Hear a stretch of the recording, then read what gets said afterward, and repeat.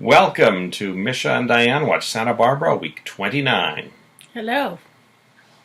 We have just watched episode 138, airing Monday, February 11th, 1985. And today is February 11th, 2020. And just before we got in, we heard some news, or I heard some news, that Paula Kelly died, either yesterday or today. At the age of 77, she's known as Ginger Jones on Santa Barbara. So that was some bad news that I just heard. So back to the episode. Jackie has called Ted to Amy's house for a conference. I guess that's because Jackie's living there. To tell him that he and Lakin need to turn in their homework. Neither of them has turned in their homework for several days. And she tries to talk to him a bit about Lakin, but she doesn't really want to talk about her. And he says that, he should just go off and live his life, and someday they may get back together. So I guess he ends up leaving a little bit better about things. Yeah. And suddenly, unexpectedly, Jeff arrives from San Francisco. And Amy has just happened to be hanging a painting. So she's holding this big painting in front of her that she had wanted Ted to put up for her. And actually, Ted leaves without putting it up, I realized. And so Jeff can't see that she's pregnant still. And he says, "Oh, good, you got my money, $600. Hope that was enough." And she says, "Oh, I found a sale."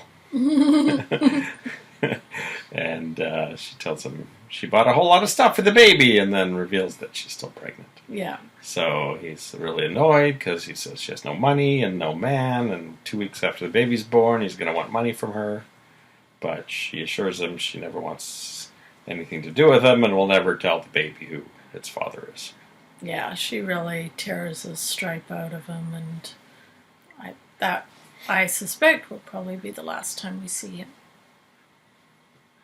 So I just had an idea watching Ted and his teacher that I'm wondering if they're going to somehow get together, because it started with Jackie having yet another unsuccessful phone call with her husband about his upcoming leave, and he's once again not going to take his leave. So that's what I'm thinking now with Ted basically broken up with Lakin. That's what I'm thinking. I don't know. Yeah, Any other ideas? Well, she is there, and she's kind of potentially available to, I guess, a lot of people, really. I don't know if Warren? Warren. I don't know if her paths have crossed much with Mason, for example, or... I mean, there is... I think they have something planned for this character, because they keep making a big deal out of the fact that her husband is not returning from his time in the military. So we will see. Maybe Brick. Some sort of tension with Amy. That could be something. Yeah. Speaking of Warren, last time we saw Warren, he was hiding behind a painting. And Elizabeth, we weren't sure if Elizabeth was going to cover for him, but of course she did. Mason came in and said, "Have you seen Warren Lockridge?" She said, "You mean in general, or months ago, or today, or what are you talking about?" Yeah. So she claims not to have seen him, and then Mason and four uniformed police officers and spend most of the episode searching the museum. Yeah. But they don't return to that room while Elizabeth is there, and Elizabeth and Warren try to figure out the best plan for him. And he notices a vent that looks pretty large. Don't know where it goes to, but he apparently climbs into it, and then Elizabeth leaves. Now they go to search the office, and they immediately notice paint chips near the vent where it's been unscrewed. And so Mason sends one of the officers in there to search for for Warren. And they do kind of wonder if Elizabeth helped him. Now Augusta is there that whole time still, and Warren hasn't let her leave. No. And Mason hasn't. Sorry, Mason hasn't let her leave. And he finally insists on seeing what's in the suitcase. And she says it's artifacts that are valuable, and he can't open it without a warrant, but he says he has probable cause and has the officer open it. And, of course, it's all of Warren's clothes and a razor. So he suggests that she might be arrested for aiding and abetting a criminal. And he said, you just told me 10 minutes ago he was only wanted for questioning. Yeah. Now you say he's a criminal. Mason says, oh, that was just rhetoric. So he's keeps threatening her, and she finally he starts taunting her about all of Lionel's affairs, including Sophia, and she says, well, I don't care about those. I'm the one he chose to marry. And then she finally has had enough and says that if he doesn't want to arrest her, he can shoot her, and she leaves. Yeah. Then we see Elizabeth get into her car, and she's waiting, and suddenly Warren crawls into the passenger seat, and they take off. So they manage to get away. There are sirens, but it turns out just to be an ambulance. So they seem to head a good distance. I mean, she says she's going out of town, although all the stuff she was packing she didn't take. So is she planning to head back to the museum to get her stuff? And she reveals to him that she's not planning to go back home. She's just planning to leave Santa Barbara and maybe head east. And they talk a little bit about how much Warren loves his father, and then she says that she realizes she didn't really love her father. And I don't know, maybe the two of them will end up driving east together.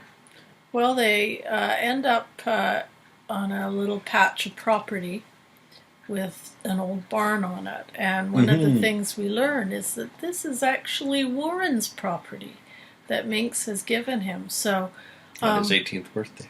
Yeah, so if we remember way, way back to when we first met Warren, he was talking about maybe getting involved in the family business, and he was very interested in real estate deals and that sort of thing.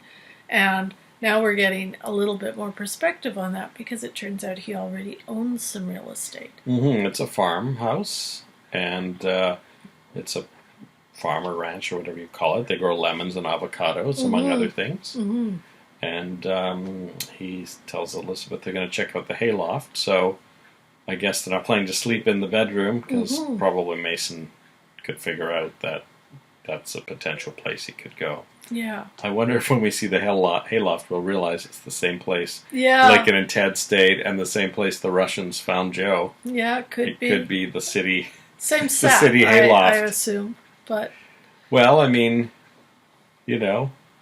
everyone involved might have known, oh, that's that place Warren has that is abandoned. Let's go there. So we'll see. We'll see how this looks. Now, I'm thinking you were mentioning about Elizabeth not having much luggage, but I wonder if she's already packed up her car and was, sort of toying with the idea of leaving or not. And, maybe she's actually already kind of ready to go. That's one thing I have. It seemed like the stuff she was packing up at the museum obviously was paintings. I don't know if there's anything there that could incriminate her for the forgeries. Those probably were all in that wine cellar. So in theory, she could have just left it all and then sent for it at some point. So what are your thoughts about, first of all, Mason's sort of strategy in this, and also where you think the plot will be going from here with Warren and Elizabeth and Mason and Lionel? I don't know, because it seems to be kind of stuck in this. Lionel's in prison, Warren's on the run, and I really don't know what's going to break this deadlock. Mason's not going to find any more evidence against either of them because it's all planted.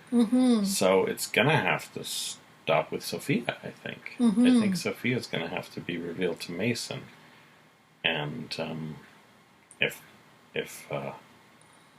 Lionel gets wind that Mason knows that Sophia's alive, then really he could just put the pressure on Mason and say, you know what, if you don't release me now, you're going to be fired because you're colluding with Sophia, and she framed me. But what about, he's also claiming to hold them for Channing's murder, or that he's pursuing Warren in regards to Channing's murder. Yeah, but all the evidence was planted by Sophia. So, I don't know. I'm I'm really not sure what's going to shake things up to the next step. Because it just seems to me like, in many ways, Lionel and Augusta, and they're not wrong in that he seems to be chasing after this, and I don't really, if you think of the very careful work he's done on the Carnation Killer,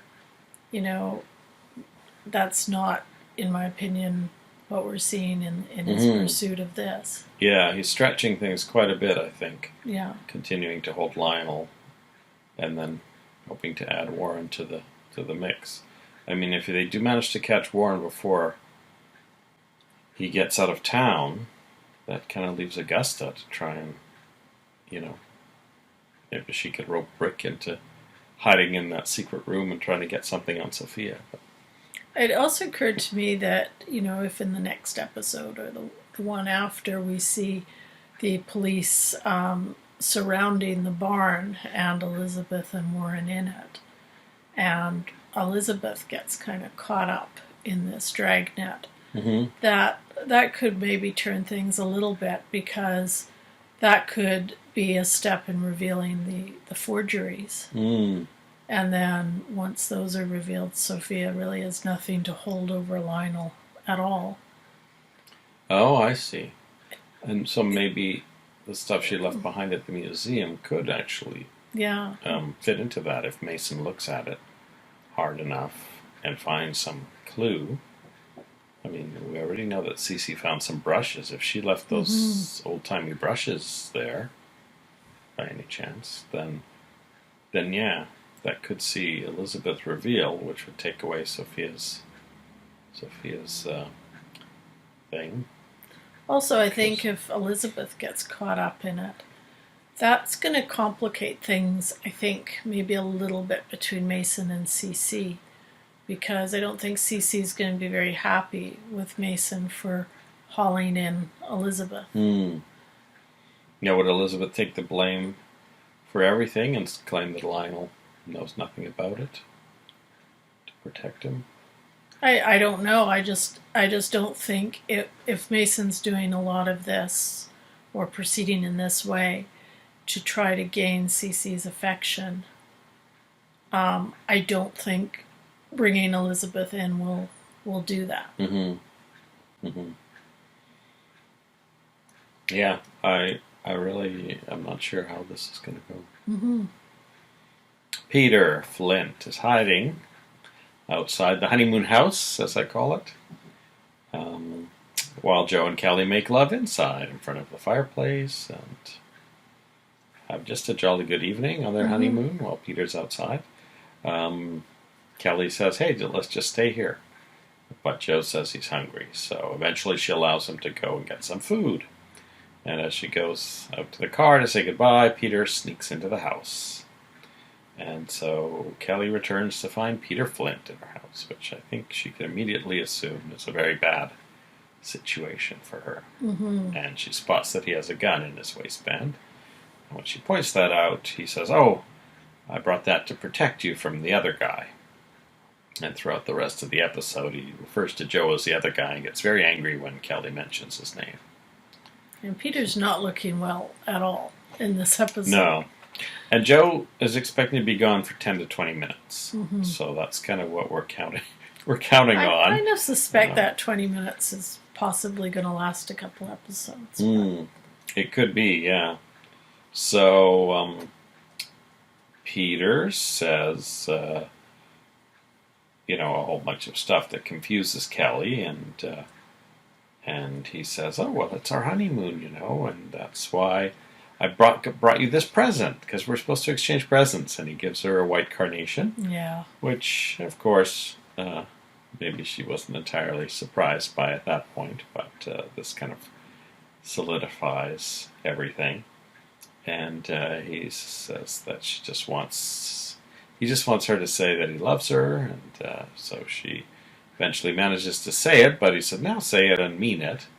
So he doesn't really believe her. But he is having issues, like he's going back and forth with being sensible and being crazy. And at one point she says, why don't you meet me in an hour at the gas station, and I'll tell Joe I don't really love him, and I'll meet you there. And for like about a second, he almost seems to think this will be a good way to go about things. But then he says, "No, you're lying to me," and then she's tries to convince him that she isn't. She said, "No, I love you," and she says the exact words that he wanted to hear from her a little bit earlier. And now this time he believes it, so he starts kissing her neck, and I think that is how we wrap things up with them. Yeah, she's not looking very happy about this. Now, it must be said that even when she was engaged to Peter, way before all of the stuff that got her back together with Joe, that she never really seemed to be that interested in spending the night with him. So, yeah, at least not once Joe was out. Yeah. And we did hear a bit more classic music this episode, too. We did hear If Ever You're in My Arms Again while they were in front of the fireplace. So that has not been retired yet, even though they are in each other's arms again. But I believe we also heard a Bob Seger song. That's right, and I don't know the name of it. I wrote down some of the lyrics to look it up later, but I can't remember. We have Tonight, Baby, Why Don't You Stay? Maybe it's called Why Don't You Stay? Yeah. We'll find out for sure. Yeah. And that's about it for this Monday episode. So we'll be back when we watch episode 139 of Santa Barbara. Bye-bye. Welcome back. Hello. We've just watched, well, not just. The last episode of Santa Barbara we watched was episode 139. Original air date Tuesday, February 12th, 1985. Now, Amy is in a storyline from 1965 somehow. It could have come from any soap. Amy goes to the hospital because she collapsed last time. And Jackie tells Jeff to go back to San Francisco. Jeff tells Amy it would be better for her if she lost the baby because she's poor and unmarried. Not because of this particular exchange, but due to another one, Brick punches Jeff. Amy's operation might cause her to miscarry, says the doctor. And that is that. I have Amy and Brick talk, but there's no point in recapping that. On the exciting side of Santa Barbara, Kelly gets knocked unconscious when she tries to escape from Peter, and she comes to in the car, and she's been tied up by Peter. Peter tells her, "We're going to spend the rest of our lives together, and when the time comes for me to die, I know you're going to want to go with me." Just what every woman wants to hear. Yeah, so, Kelly's not too happy about that. She doesn't really have a good opportunity to escape. She's in bare feet. There's gravel when they get out. She has no idea where she is either. They've just been driving for hours. As she later tells Joe, they've been driving into the mountains for hours. And Peter tells her that they're going to his buddy's house. But he does need a crowbar to get into it. So it's unclear whether it really is a house that he knew.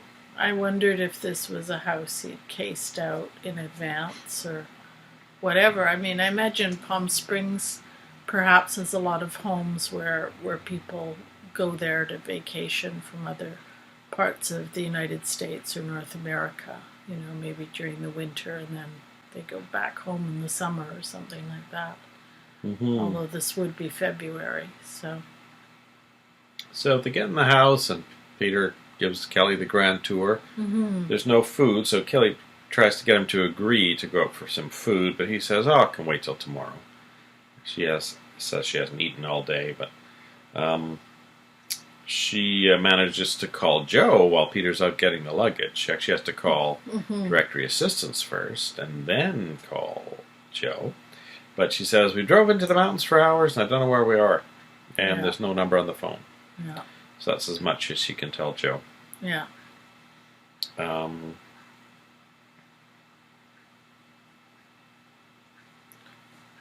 Yeah, and I mean, obviously, this freaks out Joe tremendously because, I mean, can you imagine? He's he's finally in contact with her, but he has no way of reaching her and no way of knowing where she is. Mm-hmm. I mean, that Joe already tends to be quite an impatient person in a lot of ways, and this is just driving him nuts, you can tell. Yeah, and as we talked about yesterday, there's no call tracing really capabilities as far as we know on the phone company side of things. Although, do you think it was a long distance call? If so, maybe that would help. But I guess we'll find out in the next episode. Well, we don't. I mean, yeah, we have no idea. Kelly knows that they've been driving around for hours, but it doesn't necessarily mean they're necessarily that far away. Yeah, well, if she was able to make the call as a local call, then they're not that far, but unfortunately it wouldn't be tracked. But if it was long distance, that might be helpful. So Kelly tries to leave, but Peter stops her. And he says, he asks her where she's going. He says, I haven't given you my present yet. The bride and groom are always supposed to exchange presents on their wedding night. He hands her a carnation. Not what you want to see. That's the second one he's given her, isn't it? At least. I don't think so. Well, he did give her one at her wedding, but no, he didn't hand her that. And then he says, what have you got for me? Cruz and Eden are still hanging out at the Capwell house after the party, I guess.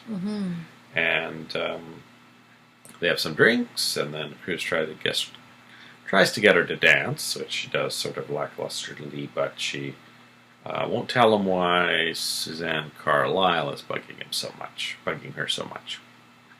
So he kisses her, and then she thinks that's just a ploy to get her to tell him about what's going on with Suzanne Carlyle. And he says, well, I can investigate Suzanne Carlyle in 3 hours and know everything about her. And so then Eden tells him that she's Sophia. Yeah. So we now have another person who knows it's Sophia, and Cruz barely has time to process that when Joe calls. So on the Santa Barbara end of things, Cruz gets some people on the case. They find out that Peter's car is at the airport. They also find out that Peter rented a car in Palm Springs. He didn't use his own name, but the clerk identified the photo. And by that point, Peter's doctor arrives, having been summoned. Yeah. And when they tell him everything, he basically admits everything that's wrong with Peter, that he's got an aneurysm, and it's putting pressure on his brain, and he's like a walking time bomb. And Cruz and Eden go to Palm Springs. And you know, one thing I kind of liked about this little exchange with the doctor is when Cruz sees the doctor out, he says to him, thank you for your help. And he says it in just such a way as you know he's thinking, I would have really liked to have your help a month ago. You know, it's just a tiny, tiny hint of, I don't know if you'd say sarcasm exactly, but you can see that Cruz isn't really that impressed with this doctor. So Kelly tries once again to figure out a way to get them, one or both of them, to leave the house. So she tells Peter she needs something for her headaches. And like all weirdos, he tries to give her a massage for her headache. Kelly then pretends to lose consciousness. And he puts her on the bed and covers her with his jacket. And lies down with her. And he says, oh, I've been so tired lately. I need sleep. So she, of course, has been faking the whole time. And she manages to get out from under his arm without waking him. But when she goes to the French doors that lead outside, he jumps up and tries to stop her. And she said, I wasn't going to go anywhere. Look, I'm wearing bare feet, you know. And it's a desert outside. So I was just going to get some air. And so he gives her a white carnation and puts it in her hair. And smears some perfume on her, which is kind of creepy. He says, we don't need your father's boat. This is all we need right here. Perfume and flowers. That's all anyone needs in life. Mm. And you know, actually this whole little scene did get me thinking about the fact that we haven't heard much about Kelly and her headaches for quite some time. Mm-hmm. And I'm wondering if maybe that storyline has been dropped, or if it'll come back later. It seemed like something they were developing that kind of petered out. She's trying to incorporate these headaches into her excuses with Peter. Mm-hmm. Whether she's actually having them or not is unclear, although she did get knocked unconscious earlier, so she could be having a headache from that. Yeah. Yeah, she was. I mean, she didn't come to while he was carrying her to the car, and halfway up the mountain. So. But we haven't seen. I mean, there was a period for 2 or 3 weeks, where she was having headaches and having flashbacks and thinking about this doll she had had when she was younger. Mm-hmm. And that it seems to have fallen by the wayside, at least right now. Mm-hmm. And they, as we calculated, they probably skipped about 2 weeks between the rehearsal and the wedding to bring them up to February 14th. And it's actually getting pretty close because the next episode is February 13th. And this is only one day after the wedding. Mm-hmm. So if this day lasts another couple of episodes, then we'll be at February 15th, which will mean the wedding was on the 14th as originally stated. Mm-hmm. So that's it for this episode. Mm-hmm. And the next episode will be number 140. Yeah. So we will see you then. Whether we're here on this couch or out and about, we'll see. See you then. Bye.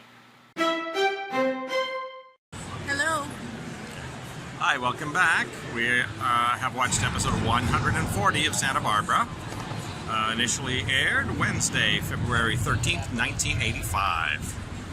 And Peter, once again, as for yesterday, puts the carnation in Kelly's hair and smears perfume on her jaw. And I did realize that the first time he gave her the carnation was actually the episode before last. So I was right. I had mixed those two scenes together. So Kelly tries to play along, but eventually says she can't because it's Joe she loves, which of course doesn't go over well with Peter. He gets angry and tears at her clothes. Meanwhile, Joe wishes he'd killed Peter a month ago when he had a chance. Cruz has search teams now, including helicopters, out looking for Peter's car. And back in Santa Barbara, Mason runs into Suzanne Carlisle in a bar. And she mentions that he's working late, and he says he's got to go over all the old case things since he's trying to prosecute Lionel for a 6-year-old crime. So he then gets word that Kelly's been kidnapped. So Suzanne freaks out about that and calls him later to find out how things are going, and then eventually gets herself invited back to the mansion. Now this makes Mason very suspicious. Why is Suzanne so concerned about Kelly? And he actually calls her on that. And she says, oh, she reminds me of my niece Lily. But, several minutes later, out of the blue, Mason suddenly says, do you have any photos of Lily I could see? Mm-hmm. So this whole time he's been thinking.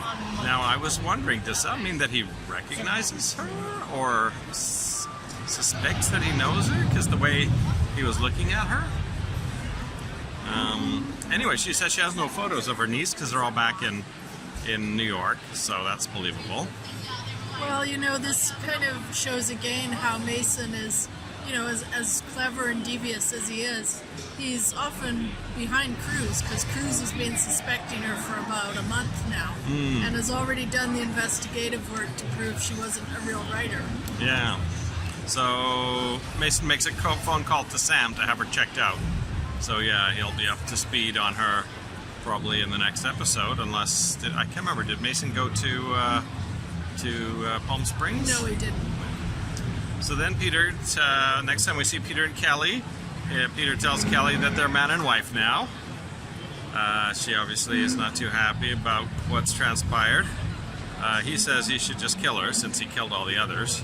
And he says, oh, they made him. Yeah. So then Peter ties up Kelly so he can go get some food. As soon as he's gone, she starts to try to undo the ropes with her teeth, and she manages to get a bit loose from the bed that she's tied to so that she can make it reach for some knives in the kitchen. So she gets quite a large knife. She hears the helicopter as she's trying to free herself, but she's not able to get a good leverage on the knife, and then suddenly she hears Peter's car. So she just hides the knife under the mattress at that point. Cruz gets word that the chopper spotted Peter's car at a shopping center. When they go there, Cruz, Joe, and Eden, to question the staff, this one lady remembers Peter specifically buying some clothes for his wife and that her name was Kelly, and she identifies the picture of Peter.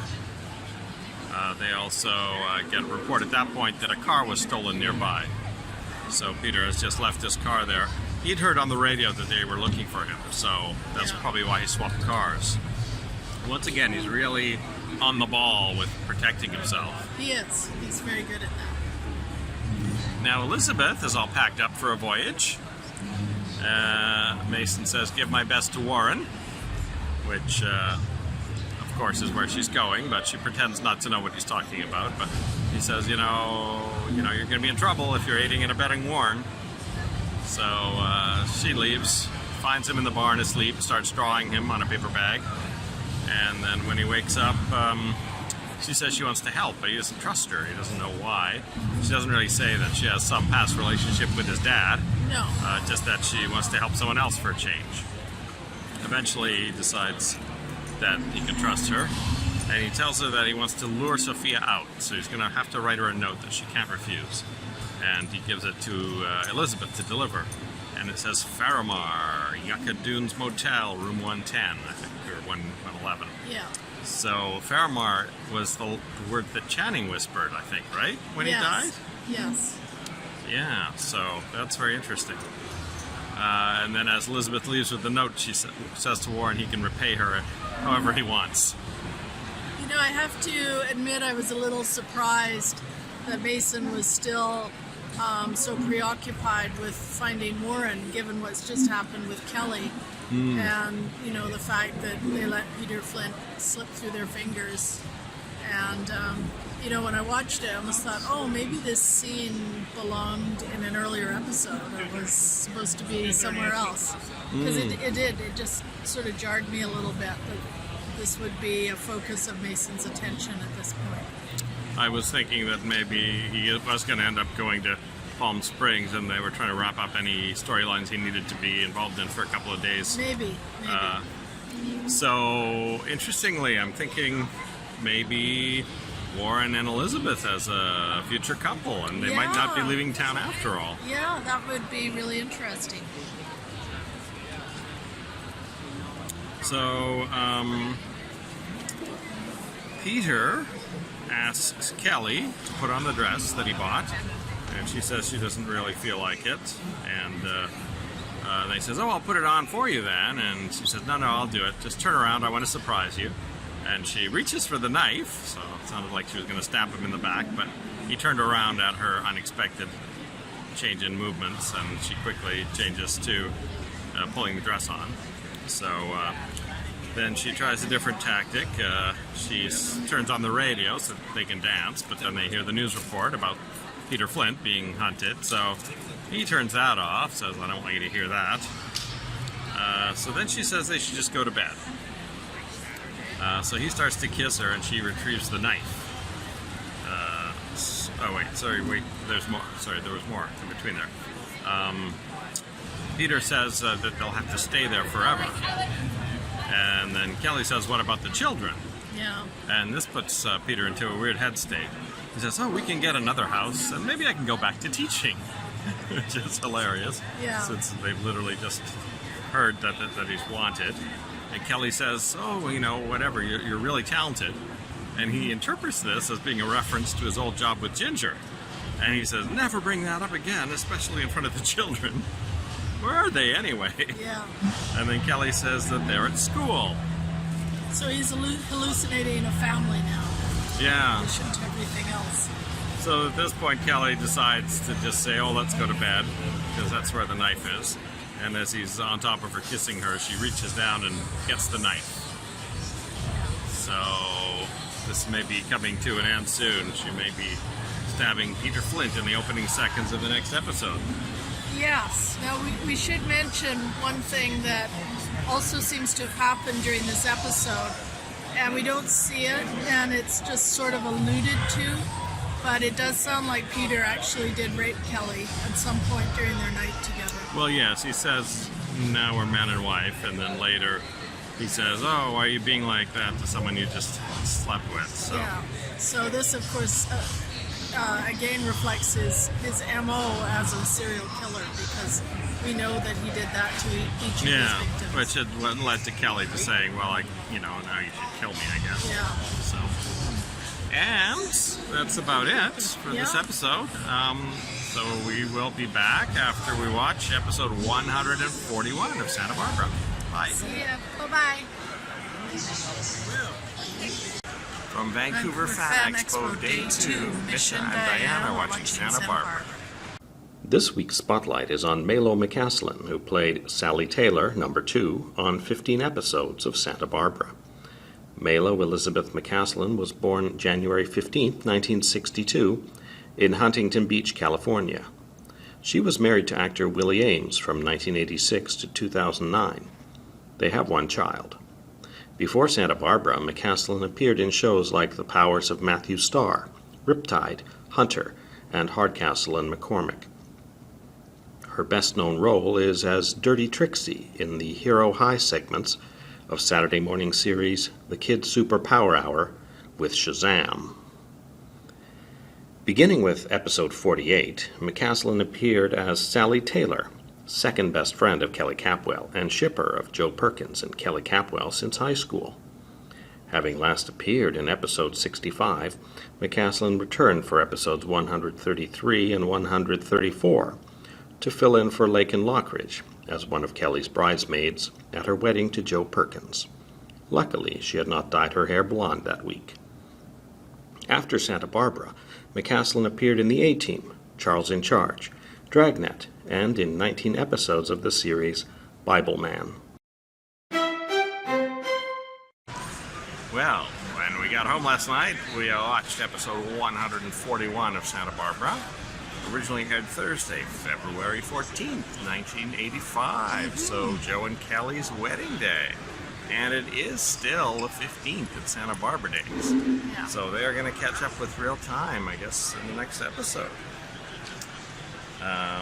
Sophia takes the note from Elizabeth and returns. Does she give a return response? Or does she just say she'll be there? Yeah, I think that's all she says. Now, Marcello thinks the note can only be from Lionel. She checks, but she finds out that Lionel hasn't been released from prison. So Elizabeth and Warren wait for Sophia. Elizabeth goes to the lobby, so she won't be, I don't know, there, I guess. Yeah. And when Sophia arrives, she accuses Warren of having heard the term Faramar from Lionel, but he says no, he didn't. So that confuses Sophia, because no one else knows about it.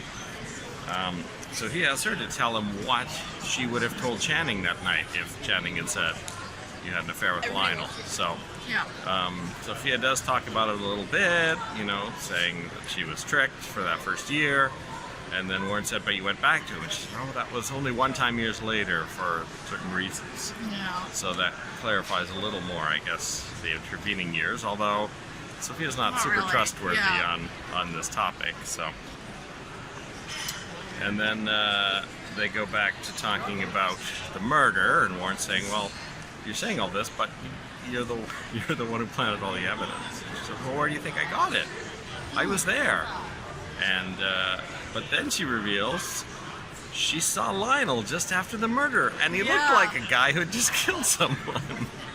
Like, wait a minute, for 15 years, you thought Lionel was the killer. And Warren rightly pointed out there were hundreds of people at that party. Yeah. But she's basing this whole thing on when she saw Lionel in the mirror while she was disguised as Dominic, and that he looked like he just killed someone. So this is all falling apart very quickly. Yeah. Although I'm starting to think that Warren is still a good suspect for the murder, because he's actually been really cagey about everything, you know, a lot. And even though we've had that one flashback, maybe he is lying to his parents, you know? Maybe he did do it, and he's just, because he always seems to clam up around that certain point. So.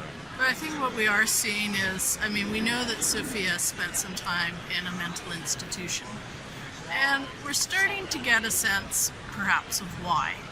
Because she starts out being hell-bent on getting revenge for Lionel killing her. And now he's in jail, basically. And I think she realizes after this conversation with Lauren that that's not going to necessarily stick for very long. So now she's kind of switching gears and saying, well, he also killed Channing. And so, and she's perfectly willing for his family to be ruined and you know, one of his kids to be implicated as well. So it just seems to me like, you know, she's very, very set on getting revenge for Lionel, but that whole thing is also falling apart a little bit too. It's starting to look a little bit more and more deranged. Yeah. Marcello arrives at the lobby, and the lobby looks different than when Joe visited it, but we are getting it from a different camera angle, so that could be the reason. And he says, "I'm looking for a Contessa," and the guy behind the counter goes, "Yeah, we got a couple of Contessas here. Which one do you want?" So there's a kind of dodgy-looking woman wandering around in the lobby, along with Elizabeth. So I'm wondering if that's kind of a hotel that caters to hourly rates. Yeah, I think so. So he recognizes Elizabeth, asks her where Sophia is, and he says, something terrible has happened to her family in Siena. Now, I think that's a lie, but at least now we know where in Europe she's been living all these years. Yeah. So Marcello finds Sophia and says that Warren is wanted, and they can use that against him. And then Sophia says that she has plans to get Lionel to confess to the murder. So I wonder if she's going to swap Warren's freedom for Lionel confessing.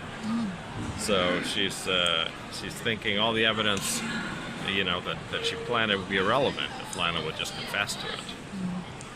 Now I have to say, and maybe this will come out a little more in the story, I have a hard time figuring out Marcello's deal in all this, you know, why he is willing to go to such lengths. Well, I mean, she's been his stepmother for probably 10 years, I guess, after she got out of that 5-year, she's in the mental hospital, and then somehow met the Count. So I don't know, maybe just fond of her.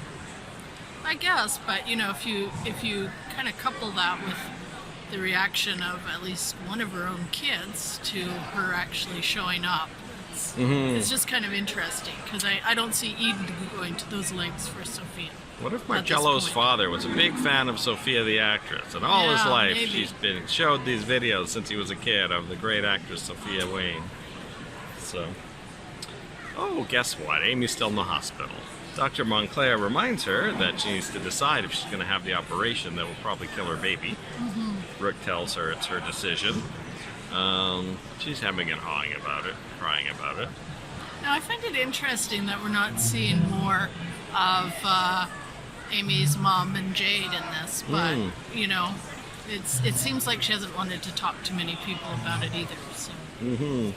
Well, Brick is there, and some flowers arrive for Valentine's Day that he said he ordered yesterday. So I think the writers realized it's got to be the 15th in real time, and that the flowers are a day late. So let's hope that that is the case. Peter tells Kelly, I'm dying. I just want to spend my last few days with you. So this is after Kelly has stabbed him in the leg, because he rolled off her when he realized she was doing something, and she just stabbed down and hit him in the front of the right leg. So anyway, that does slow him down.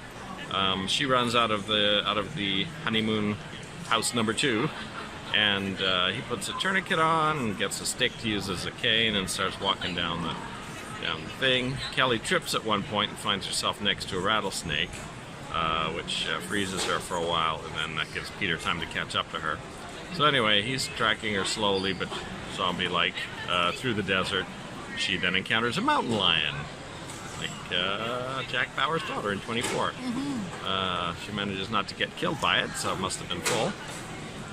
And then she finds a trailer in the middle of nowhere. She runs to it, and it's empty. It seems to be abandoned because there's no water. She smells something in a beverage container, and it smells bad. She finds a jar full of, looks like dried leaves, but maybe there were bugs in there. Maybe it was an insect collector or something. Yeah. Because she goes and drops it, smashes. So then she sees that Peter has homed in on the trailer. So she realizes it's coming. She manages to jam a screwdriver into the lock. But he knocks on the door. Kelly, are you in there, Kelly? And he's really adamant about getting in. So she looks around. She finds a chainsaw, which she tries to start, but he breaks the door. And rather than taking the chainsaw with her, she drops it and runs into the bedroom and closes that really flimsy door. So now Peter has a chainsaw. Shades of the Texas Chainsaw Massacre, the way he holds it up. He starts it and he heads towards the little flimsy door that Kelly's behind to cut it down. And that's our cliffhanger. That's our cliffhanger. So I was thinking, oh, Kelly's got some shelter for a while, but it was really only about 3 minutes. So I guess with all her falling on the way, Peter was able to catch up with her with his injured leg. He did say at the outset, though, there's really only one way for her to go, so that he pretty much assumed he would catch up with her. Yeah. Anything else No, we want to talk about? No, I see a video starting here, so I think we should probably wrap up. Yeah, get some sound issues. Go and see Tom Welling in about 10 minutes. So that is it for 141. We'll watch episode 142 tonight when we get home, and that is the Friday, February 15th episode. So another cliffhanger. It will be caught up to real time, and I think Amy's decided not to have the operation, is what I'm thinking, and she's hoping that her baby will survive even if she dies. So we'll see what happens when Misha Dianne watch Santa Barbara. Bye-bye. Welcome back. Hello. We have finished episode 142 of Santa Barbara, which originally aired Friday, February 15th, 1985. Mason orders more helicopters, and he suggests to Cruz that a TV appeal by Cece or Eden might help. Suzanne Carlyle arrives and offers Mason a $300,000 ring that he could put towards a reward. Now this, of course, increases Mason's suspicions about her. Well, not everyone has a $300,000 ring, and I don't think most writers especially would have one. And she definitely has a suspicious interest in Kelly. So Cliff, not Sam this time, is contacted by Mason to find out what did he manage to dig up on Suzanne Collins. And he says that Suzanne Collins does not work for any newspapers. He also lets Mason know that Cruz has really already asked a lot of these questions. That's right, which surprises Mason. Yeah. So then Suzanne calls him later to get news, and he has the call traced. And they tell him it's coming from the Capwell Hotel Presidential Suite. Yeah. Mason thinks that's odd. That's where Contessa Armonti is staying. So I'm immediately thinking Mason is going to be in that secret room very soon. I hope so, because I've been wanting Mason to be in that secret room for a long time. I just think that is the perfect tool for him. But I would be curious to know how he gets there. And, of course, it won't be long before Suzanne takes off her wig at some point, or even the Contessa, whoever he ends up spying on. So I'm pretty sure we'll find it. He'll find out she's Sophia by Monday, I think. And that would really mess up. I think we're going to find out soon. It's going to mess up his whole Lockridge plan, I think. Unless that's why they've shifted everything to Channing. Yeah. So that they could reveal it without messing up Lionel being in jail. Yeah, well, we'll talk about that in a minute. I have some ideas about that, too. Mm-hmm. I was thinking, just thinking about the last episode, and I'm thinking that they might have been repositioning Joe somehow, so that not to mess up another storyline. That's what I am thinking. I can't quite remember the logic I had. Maybe I'll remember by the end of this. Yeah. But someone who hasn't been doing anything, probably so as not to mess up the timing of another storyline. Mm-hmm.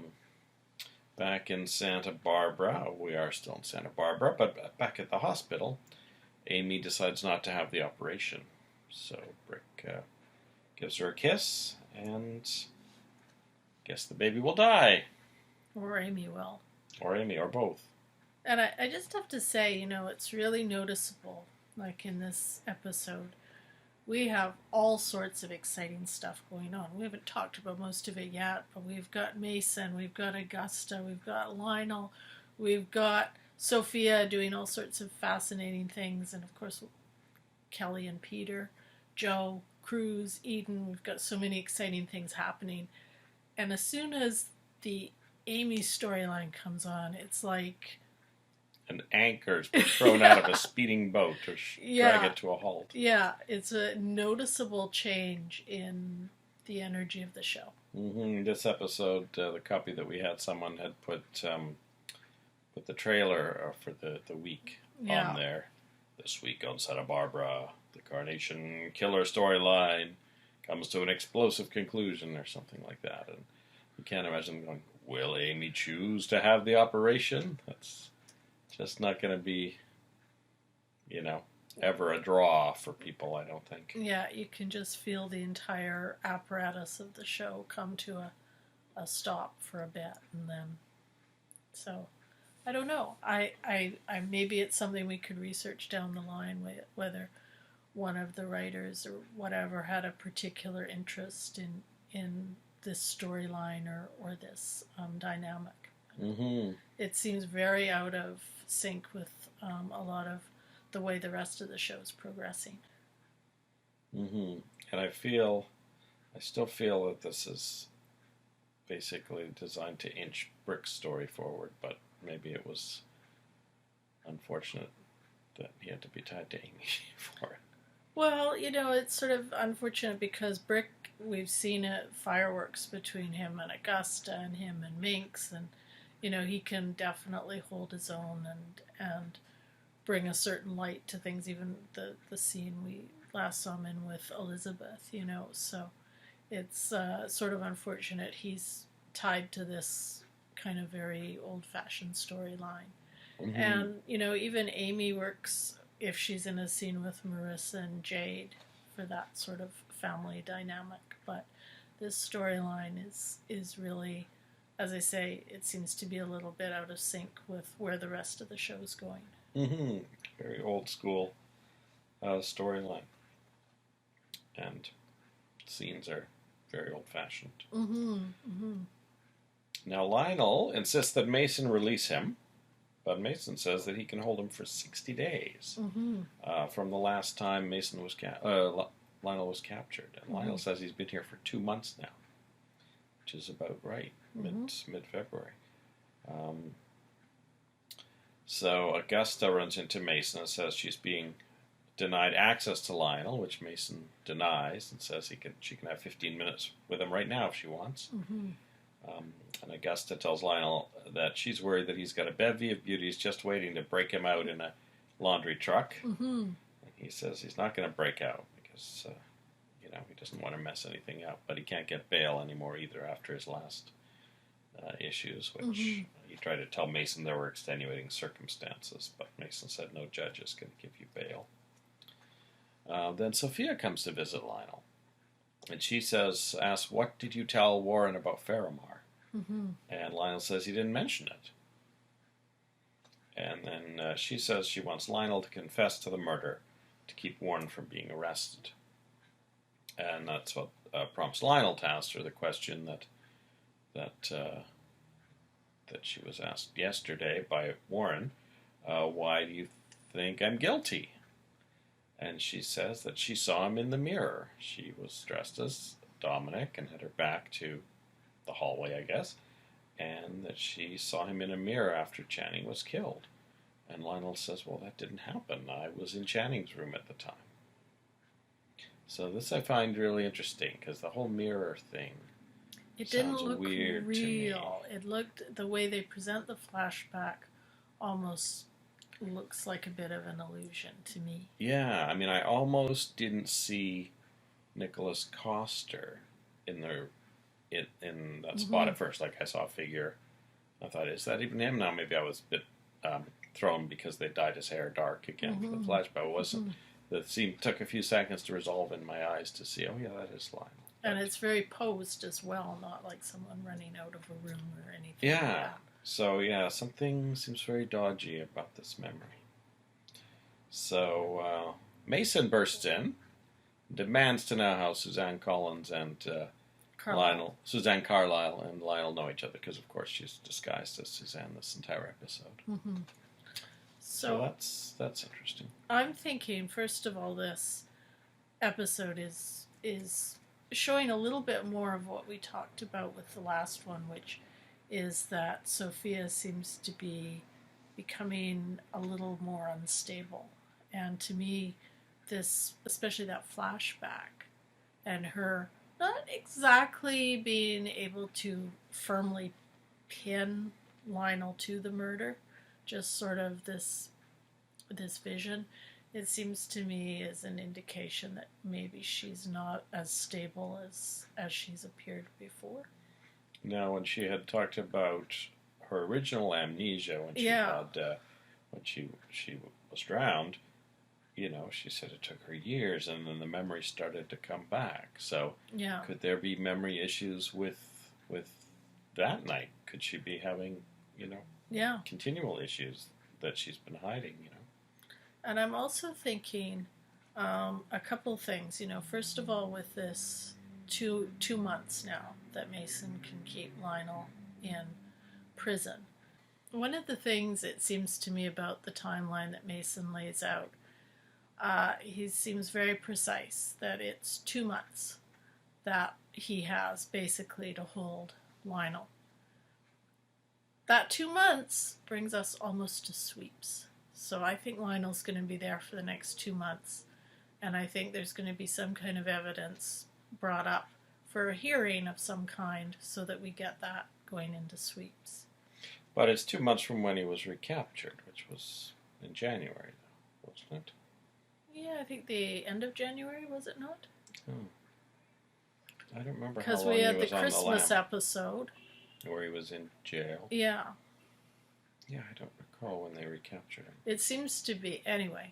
Well, when Lionel tells Augusta, he says, oh, Mason says he can keep me here for 2-3 months, so he's adding in the month he already, spent there. Yeah. But anyway, I was just thinking about Sophia's sort of threat to Lionel to expose Warren to harm if Lionel doesn't confess. And it seems to me that Lionel wouldn't necessarily have a lot to gain by confessing, because we don't know that Sophia would actually keep her word. You know, she started this out as a sort of vendetta against Lionel because she thought he had tried to kill her. And then it kind of has spread out to blaming him for Channing's death, and now she's bringing Warren in. So I'm not sure he can trust her word on that. And also just practically from the point of view of the show, it just seems to me that if Lionel confesses his guilt, then there's not really going to be a lot of a hearing or anything like that for us to hang much on going forward plot-wise. So I think if Lionel refuses to give in to Sophia and give a confession, if Sophia's as focused on revenge against Lionel as she has been at previous times in the show, I think her best play would be to reveal herself as Sophia and as someone who was actually there to witness it. And that way, if what matters to her the most is to pin this on Lionel, I think that would be maybe her next play. Mm-hmm. Yeah, that's a possibility. I think the writers are just sort of on autopilot with this storyline because to have it at the same time as the Carnation Killer stuff would be, I think, a bit spreading it a bit thin for the characters. Like I think Mason would want Cece at the trial. And while all this is going on with Kelly, Cece's not going to be focused on this trial. I think Mason wants, to everyone to be present and witness that. So I think Mason probably is not planning to do anything until the Carnation Killer has been captured and everyone's safe, and the family can go back to focusing on his glorious prosecution. But that may just be a week away. Because we're in the February sweeps right now. I mean, yeah, that's right. We had a big wedding already. I think so. I agree with you. I think that Sophia will be revealed to at least a few more people, if not to everyone, fairly soon. Well, if Mason, figures it out next time by hiding in the room, it'd be interesting to see how he repositions all of his plans going forward. Yeah. I don't think he's necessarily going to give up on Lionel being, the potential killer of Channing, but obviously he won't be the killer of Sophia once Sophia's unveiled. Mm-hmm. The good thing is he's already managed to needle Cece with all that stuff anyway. So whether it turns out to be false afterwards, he's already gotten Cece's goat with it. He's accomplished one aim. Mm-hmm. Meanwhile, in the desert, Peter chainsaws his way through the door, and turns out Kelly has found an axe in that bedroom, and she chops him in the shoulder, which looked like quite a bad blow. He falls to the ground, and she either trips or he trips her as she's going out, and he's got a hold of her ankle, and he's grabbing for the axe, which she dropped, but it looks like she kicks him, right? And his hand starts to bleed. So I don't know if I missed something as to why would his hand be bleeding when we know she's barefoot. Maybe it's her little heel. Well, she's wearing little shoes with little heels. That's why she keeps tripping. So she has, did they find new shoes for her? Oh, did he buy her new shoes? Yeah, she's got these little sort of Mary Janes on. Oh, okay. Yeah, he bought her new shoes, I guess, at that general store. Because her other shoes were found by Cruz. So. Yeah. So anyway, he actually takes some time to bandage his hand now with another tourniquet. He's tearing strips off his shirt, and that delays him a little bit, but he seems to be pretty good at catching up to Kelly, even though now he's still limping, and he's probably lost a bit of blood. So he's still chasing after her in the desert. Meanwhile, Joe says that Kelly's been gone a full day and night now. So I was trying to just reconfirm the timeline. Night 1, which was the 14th of February, they had their night at the Capitol Hotel. Then the next day they drove to Palm Springs, had a full day or the rest half day there, and then Peter kidnapped her in the evening, and they did sleep one night, I believe, there. So that would be the night she's been missing. And then now it's been a whole day in the desert, I guess. So it's February 16th now in Santa Barbara. So then Cruz gets word that one of the choppers has spotted the stolen car. So that brings them to the house of Peter's friend. And they find blood everywhere. And Joe kind of despairs that Kelly's dead. Whereas Eden doesn't want to give up hope. Mm-hmm. So Joe goes nuts and starts tearing the place apart and throws around the mattress, which we found impressive because we just got rid of a mattress recently and it was really heavy. And he just grabbed it and threw it around. Joe thinks Kelly's dead and ends up getting angry with Cruz and punches him, to which Cruz responds by hugging him, which I thought was interesting. Was plausible? Probable? They also start worrying that it's going to be getting dark soon. And then Chopper 3 finds the abandoned trailer. Yeah. And they send a team in, and they find a man's shirt with blood on it. So I don't know if that's bits of the strips that Peter, I think so, Peter tore off. Because they show him dropping a little bit. I think he used the first strip to staunch the blood, and then the second strip to bandage it. Mm-hmm. So he probably dropped the bloody one. And the good news is they find 2 sets of footprints leading away from it. So Joe and Eden and Cruz suddenly have hope that Kelly is still alive. Mm-hmm. Kelly finds an abandoned car, which looked, it was a broken rear windshield. There was dirt on the trunk hood, and she goes to the back of it where the license plate would be. And I didn't realize this until a bit later, but that is a type of vehicle that has a gas tank in the back. Yeah. It didn't look like it had a cap on it. But I imagine she smelled the smell of gas and figured there was gas in there. And she has an idea. She looks around in the glove compartment and finds matches. Mm-hmm. And so as Peter comes into view, she lures him to the car by getting in the driver's seat, closing the door, and then ducking down and sneaking out the passenger seat, crawling around to the back of the car, knowing that Peter's heading for the door. She shoves a rag into the gas tank and lights the rag on fire. And as it burns, she starts running. She's at the back end of the car, so she's out of view for some period of time while she's running. So Peter gets to the car door before he realizes Kelly's, run off. She's 100 feet away or so. And he starts to make some snide comment when the car blows up. Yeah. And Kelly is lying there, crouched behind a rock or something as the explosion happens. And she's not in any danger of being injured unless a piece of metal comes from her. I thought this was very badass of Kelly's. So. I know. She came up with a plan very quickly, and luckily there were matches there, and luckily there was enough gas in the tank. So, that was a pretty amazing thing, because after the last thing, I thought, once they get out of the trailer, they'll just be in the desert. What else is Kelly going to find, other than a cactus? So, I thought this was a pretty impressive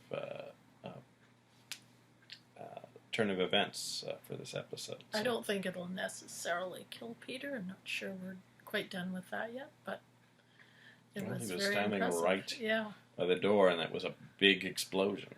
Yeah.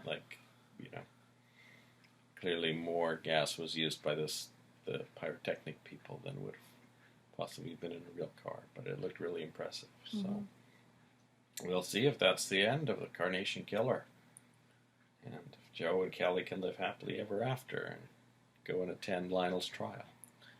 Well, could I just say I really enjoyed some of the performances in this episode. I really liked the back and forth between Mason and Augusta. That was a lot of fun. Yeah. And I thought Eden and Joe, too, had actually a really beautiful scene when Eden went to talk to him afterwards, after he had his little blow-up with Cruz, and just the two of them talking. And I thought that was really well done. They both seemed to bring a lot of depth to that. And I also wondered if this episode might foreshadow some changes or some rethinking on the part of Cruz, as he and Eden do have a scene where Eden basically says to him, you let Peter go. And Cruz says, well, I was trying to do things by the book, but maybe next time I'll just throw the book away. Mm-hmm. So I'm wondering if we're maybe seeing some development on Cruz's part towards maybe being a less faithful member of the police force in the future.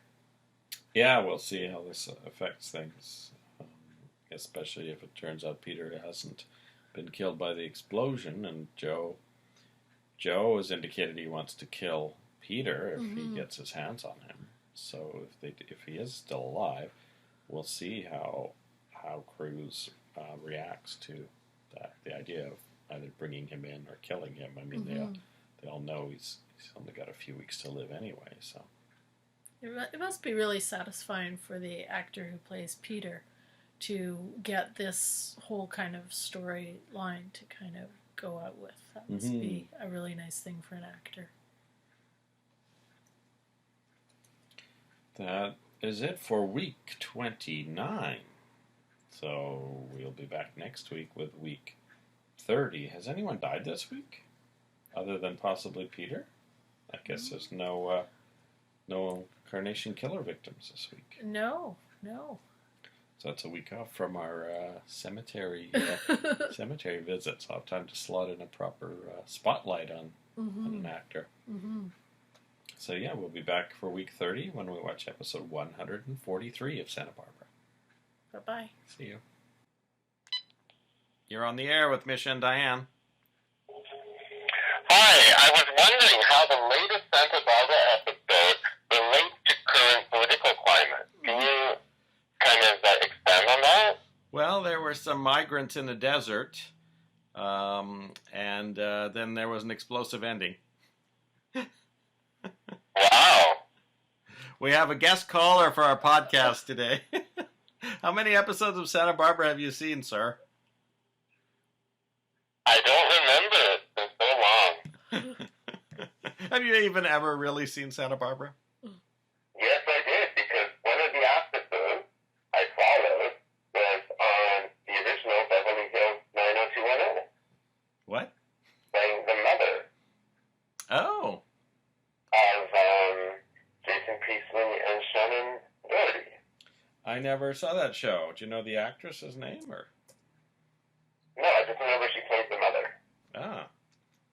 I'll have to look that up. Can we call you back in about 6 minutes? Because we're just about to get to the big explosion. Okay, that sounds good. All right. Thank I'll you. have bang on time. Thank you, caller. Bye. Bye-bye. We're going to spend the rest of our lives together, Kelly. The way it was always meant to be. Then when time comes for me to die, I know you're going to want to go with me.